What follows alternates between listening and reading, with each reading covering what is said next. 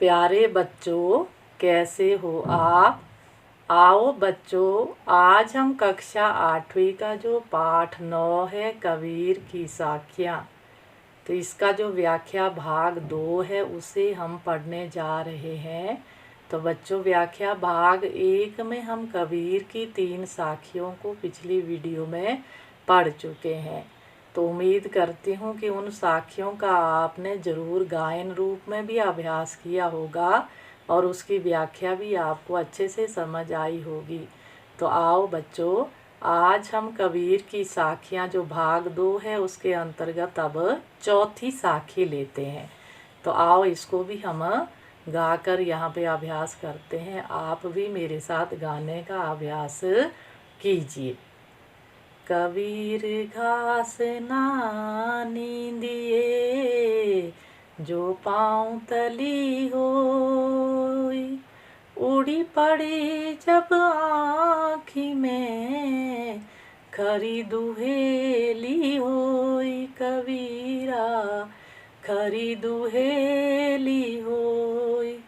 तो इसमें चित्र देख के कुछ आप समझ गए होंगे कि 7वीं कक्षा की एक तिनका कविता में आपने ये चित्र देखा था। अब जरूर कहीं ना कहीं इसका वर्णन आएगा व्याख्या में। तो इसके कठिन शब्द है नींदिए निंदा करना, पाँव तली पैरों के नीचे, उड़ी उड़कर, खरी बहुत अधिक, दुहेली कष्टकारक।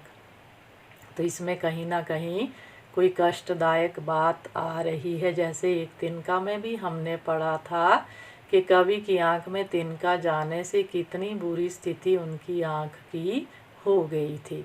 तो आओ बच्चों, अब हम इस चौथी साखी की व्याख्या रूप जानते हैं।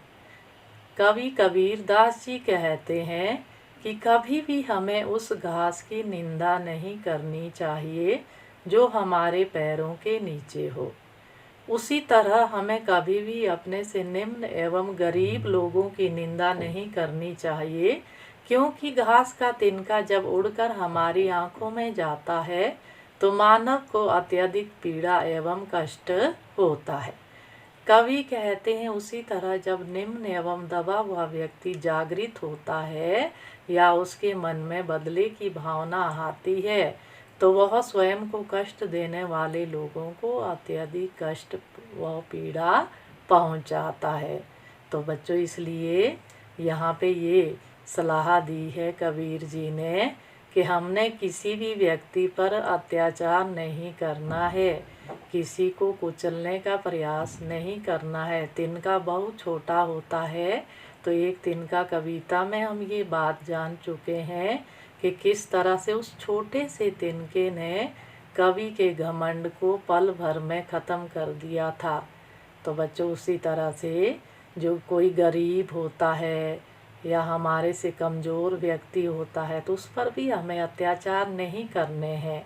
उसके अंदर भी कभी बदले की भावना आ सकती है जो अत्याचार करने वालों के लिए अच्छी नहीं होगी, वह उन्हें कष्ट एवं पीड़ा पहुंचाएगी। तो बच्चों, आपको ये इस साखी की व्याख्या अच्छे से समझ आ गई होगी, ऐसी मैं उम्मीद करती हूँ। तो आपने गाकर भी हर साखी का अभ्यास करना है और एक तरह से आपको मन में याद रखना है। आप ज़रूरी नहीं है कि किताब खोलकर ही इन साखियों को गाएं, आप इनको याद करें और फिर इन सभी साखियों को गाकर आप सुना सकते हैं, घर में भी सुना सकते हैं और विद्यालय खुलने पर आप अपने हिंदी शिक्षक या शिक्षिका को भी सुना सकते हैं बच्चों। तो अब चलते हैं हम अगली साखी की ओर, जो हमारी अंतिम साखी है, 5वीं साखी। तो गाकर मैं इसे सुनाती हूँ, तो आप भी मेरे साथ गाने का ज़रूर अभ्यास कीजिएगा। जग में बैरी कोई नहीं, जो मन शीतल होए। एक बार फिर से मैं दोहराती हूँ इस पंक्ति को। बच्चों, आपको भी गाने का अच्छा अभ्यास हो जाएगा। मेरे साथ आप भी गाने का अभ्यास कीजिए। जग में बैरी कोई मन शीतल होए, या पाको डारी दे, दया करे सब कोई कबीरा, दया करे सब कोई। अब इसके कठिन शब्दों के अर्थ जानते हैं।